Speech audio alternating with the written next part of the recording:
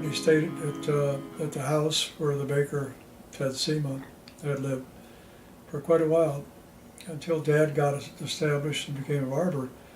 Well, Ted Seema had an old-fashioned bakery, and he worked in the bakery until he was 87 years old. And it was homemade bread, and they didn't have a slicing machine. They just made, and they sold the bread to many restaurants that used their bread, and also when we had Romanian functions at church, they would cook all kinds of pastries as well as bread for those occasions. But when I went there when I was 8 years old, I was walking distance from our house. My mother knew when her sister, who married Ted Seema, my mother's sister, and Veronica was her name, and my mother knew when the bread was going to be fresh, so she asked me to go down and get a loaf. And when I went down there, my grandma was always working in the bakery or working in the garden between the house and the bakery. And she was so beautiful. It was because of her that my mother and her father and her sister was able to come from Romania, because she ran a boarding house and then saved enough money so that she could bring them over here from Romania.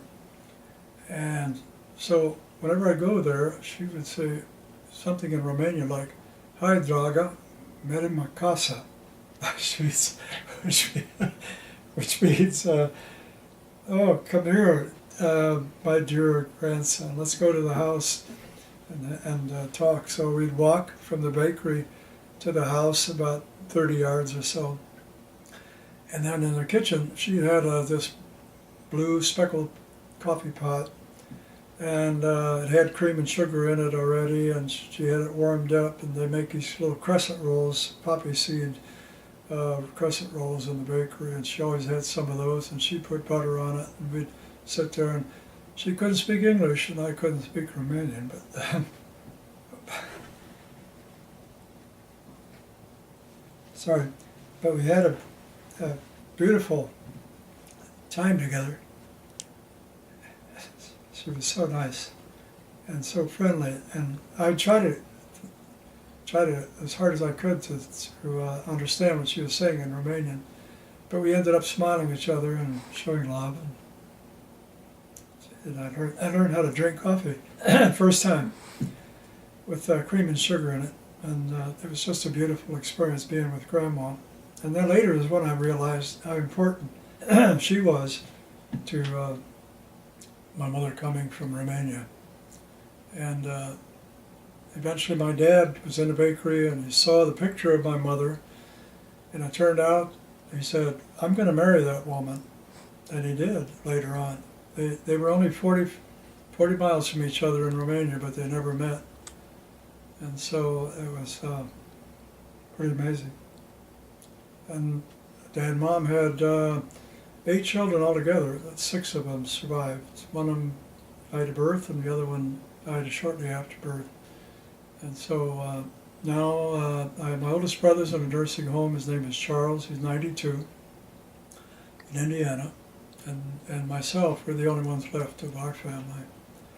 But it was a good experience. But on the way home, with that warm loaf of bread, I couldn't resist pulling off the end of it and chewing on it. It was so good.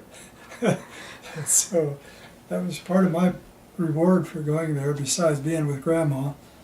And my uncle and my aunt that ran the bakery were so beautiful and so happy doing what they did, and they worked so hard. I even helped them one time on this.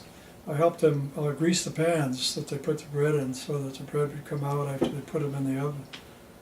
And they had this big long paddle that was 10, 12, 14 feet long. They'd put the bread pans on there, and they'd put them all the way back in this big, deep gas furnace, and then they'd jerk on the paddle, and the pans would go off, and then eventually they'd bring the loaves of bread back, and it was fascinating.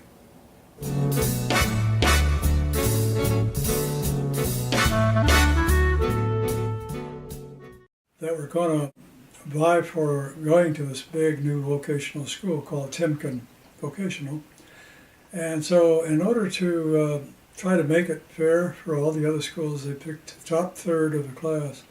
They had to have a B average or better. And so it was a privilege then. I had no idea of going to college later on. So vocational school, very attractive.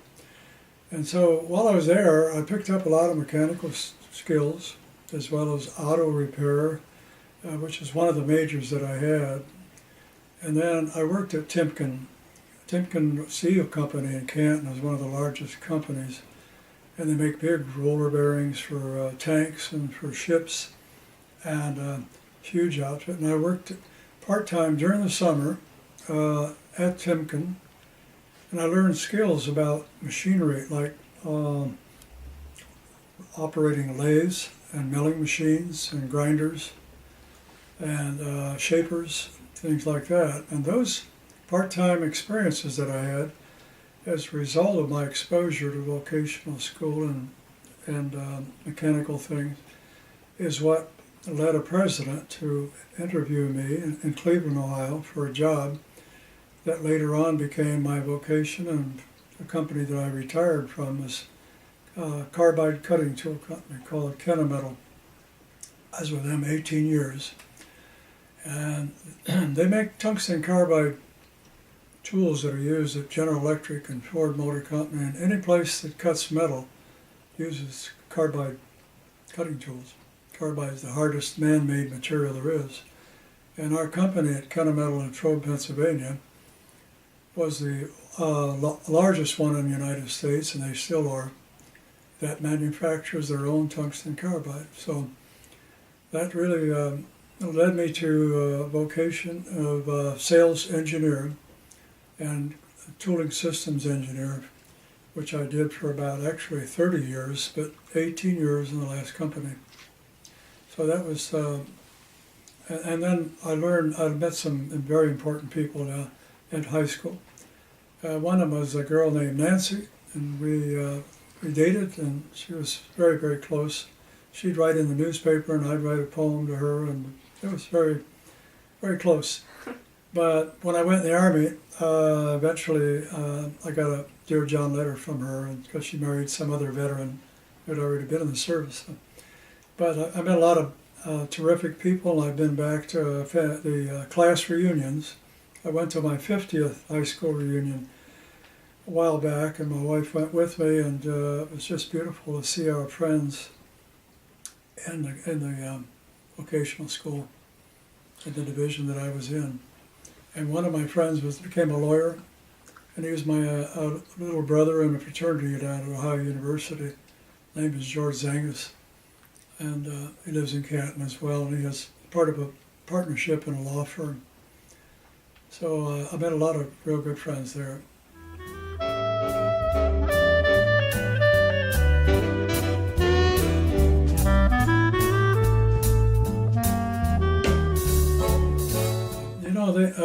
It was like 7 stories high, and it took almost a complete block, about a half a block going one way and then a whole block going backward, back part of it. And they had, for instance, in the auto shop, they had room for about 14 cars in one.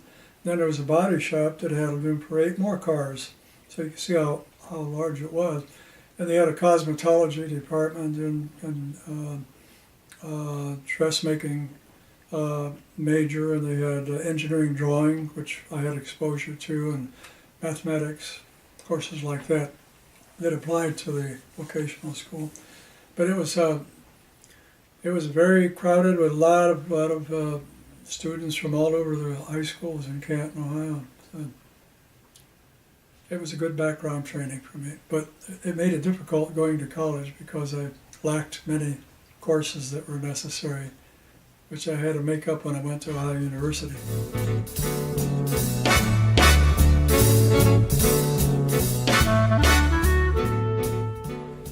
So what I did was I worked a summer at Timken Steel Company, and then I decided to join the Army because I knew my number was coming up.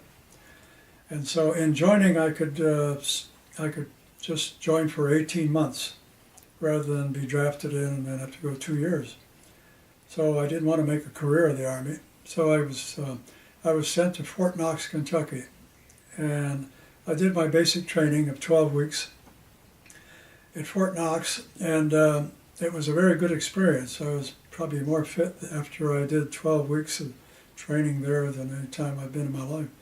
And then because there were so many soldiers that were lost during the war, were killed, and also a lot of occupation that was taking place all over the bases where we had defeated the Japanese, and islands that we took over, that there weren't very many first three graders who were sergeants and corporals and first sergeants that were there to train other people.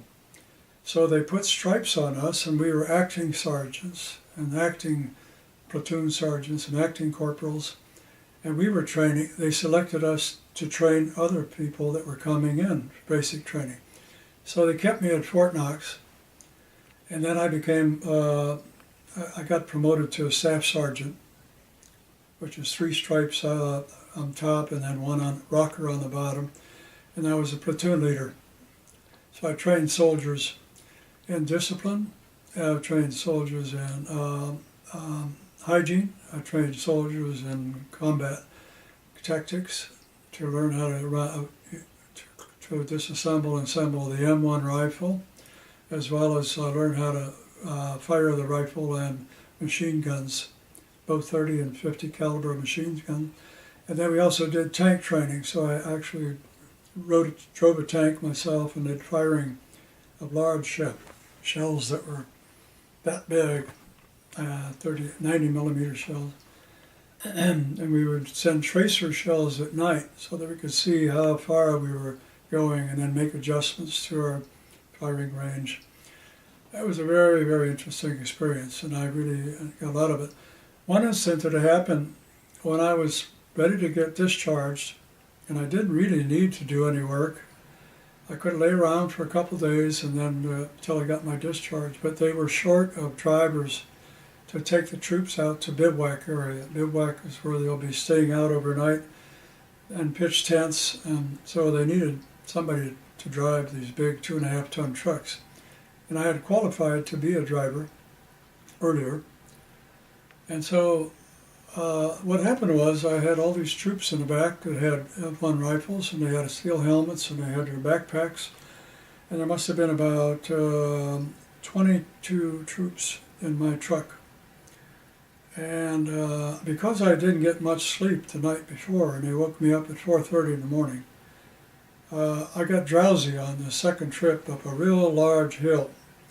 And so drowsy that I started going off of the road, and a truck actually hit the ditch. And it was at a slant, and there was a co-driver was with me, just one of the cavalrymen. He didn't say anything to me as he saw me weaving off into the muddy ditch, but thank the Lord for that, for going off to the right, because off to the left, there was no guardrail, there was a big steep drop off. We probably all would have been killed if I'd have gone off the left side of the road. So that was a pretty dramatic incident. And so I had all the troops get out and push the truck as I put it in 4-wheel drive, and we were able to get it out. But you could see my mud marks when I climbed in on the side of the open door. And so the company commander knew what was happening. He found out real quick. And I didn't get any kind of a reprimand from it. They understood that they probably should not have had me drive since I was out the night before and I only had 4 hours sleep. So that was a lucky one. And I thank the good Lord above that He must have been with me to help me get out of that one. So I got out of the Army. And then because I had this service, I was eligible for a GI Bill. And a GI Bill meant that I could go to college. And I wasn't going to go, except a good friend of mine, Jim Karras, who lived right back of where we lived. We were friends from get-go, from little kids. He and his brother and I were sitting on a swing in his porch, and he said, You ought to use that GI Bill, John. You ought to go to OU, because Jim had already been there at OU for 1 year. He and I were born the same month, but he got called in early to first grade, and something was wrong with the birth certificate. And so he started school earlier than I did. So he's already at OU for 1 year. And he and his brother said, do you want to go ahead and stay in Ford Motor Company and carry your lunch bucket? Like Mr. Zamilski, who was coming down from the foundry of Timken. Mr. Zamilski's very stone face, and he had foundry dirt on his face, and he had a black lunch bucket in his hand. And he never spoke to anybody, and we never really talked to him. He never really wanted to talk to anybody else. And he's a Polish person. And I knew his son, and Mr. Zamilski was just not a friendly guy. And so they said, do you want to continue the rest of your life carrying a black lunch bucket to school like Mr. Zamilski? He said, really, you ought to consider using your GI Bill. And so they were helpful in influencing me to go ahead and go to Ohio University to get my degree in teaching, which I thoroughly enjoyed. And I'm glad that I had friends like Jim Karras and his brother George that talked to me like big brothers. Jim and I both were ROTC at Ohio University. I became a captain of the Reserve Officers Training Corps. And then after I got out, my obligation was to serve 2 more years. So I taught high school in Cleveland, at Catholic high school. And then they called me in to be in the Korean conflict. And so I had to leave school. And then the Korean conflict was over after 6 months. They gave me an option to leave if I wanted to, or stay and serve the rest of my time. So my decision was to get out, and I went back to teach again at the high school. And so in the interim, I became a second lieutenant when I joined the second time as an officer. And before I got discharged, I got first lieutenant ranking.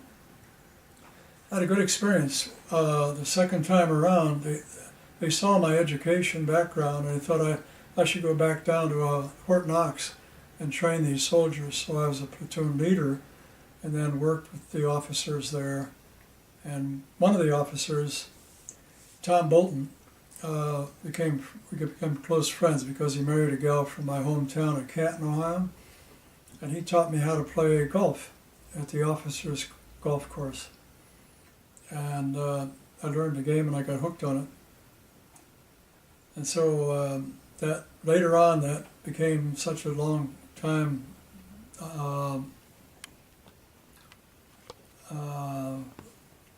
enjoyment that it took so much time from kids that I finally left the game and took up tennis. So.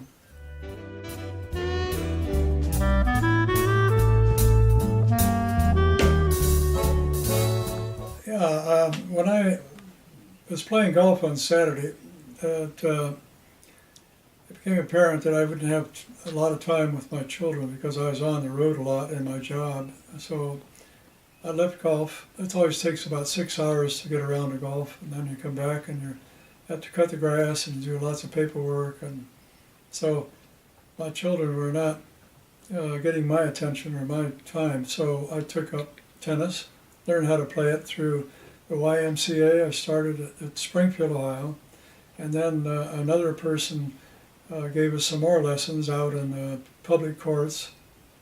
And so I really got hooked on the game, and I thought this is a good way for our children to learn how to play, and that's why I started teaching them to play. They were 12 years old, and one was 10 years old, and one was 8 years old. And so the other one was pretty young at the time, but eventually the youngest one started playing too. But I took them out in public courts, and we started playing, and they got hooked on the game, and they really, really enjoyed it. And it was fun to see them develop the game. So when it came winter time, we didn't belong to a club, indoor club at the time. We would just go and shovel the snow off the court. And because they didn't have nets, we'd tie a rope across from one post to the other, and we'd go ahead and play tennis. Sometimes we'd have to use towels and wipe off the court so it wasn't too slippery. So we played in public courts, and one was not too far from where we lived. And because I got divorced, it became therapeutic for them as well as me to continue to play tennis, and to for the children and I to spend time together. So that was like close to 1968. And so they developed their game, and Linda, my youngest daughter, became like an instructor with Dr. Dredge in Springfield. He was a dentist that devoted a lot of time to develop children's ability in tennis. And she became like one of the helpers and teachers. And she also taught herself a group in Urbana, Ohio, and also in Springfield, Ohio, that was learning how to play tennis. And it was like a recreational, but paid by the Recreation Association for her to do that. She became very good. She played in competition and won a lot of trophies in college. She went to Wheaton College, and she was a number 1 doubles player and number 2 singles player, and she was able to go to the National Tournament Association in Los Angeles, California, because of her accomplishments at Wheaton College. And the other daughter is a little older, Leah. She also went to Wheaton College, and she took up the game, and she played it very well. And my youngest son, JD, who was about 9 years old at the time that he started, 9, and he played very well as well. So all 3 of them played.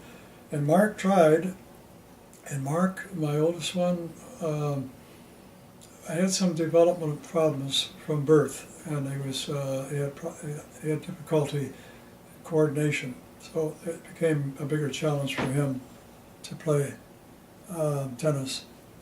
And so as a result of my interest in tennis, I really got into a lot of competitive playing, and I enjoyed it tremendously. And these are some of the trophies. I won about 5 gold medals and about 9 silver medals, and a lot of bronze. But my biggest accomplishment, I think, was in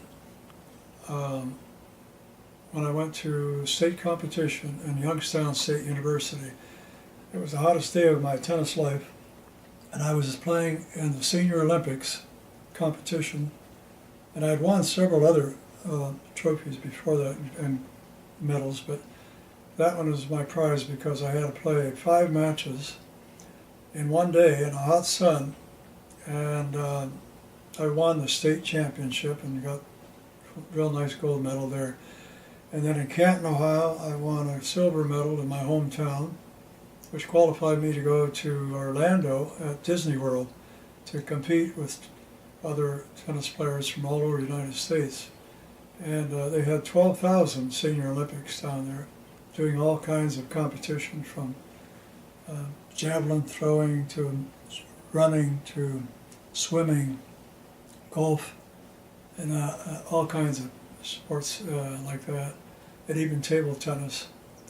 So that was a beautiful experience. I really enjoyed that. And I got gold medals in Akron State University, and then the silver one in Canton, my hometown, was the one that qualified me. And then I've been competing until I had my cancer operation, and that was in '06. I had my bladder cancer. So it's kind of slowed me down in tennis. And recently I pretty much had to give up the game because of the stress of the game created some health problems. I won't go into that, but that was one of my passions, was playing competitive tennis. I belonged to 4 tennis clubs in Cincinnati. One of them was Queen City Racket Club, one was Harper's Point Racket Club, and one was Hyde Park Tennis Club, and then Another one was the indoor tennis club, where they have 4 soft clay courts, and much easier on your body and your legs. The same as the Hyde Park Tennis Club. They have clay courts there. It's right here on Erie Avenue. So my wife still plays. I met my dear wife, Connie, at a singles night at Camargo Tennis Club on Friday night. And they team you up. They ask you what level you play, and they team you up with the opposite sex. And my dear wife, Connie, was playing that night. And so we played lots of tennis, and we even played in tournaments together for the last 20 years. And it's been a love match ever since we met. You are my sunshine, my only sunshine. You make me happy when skies are gray.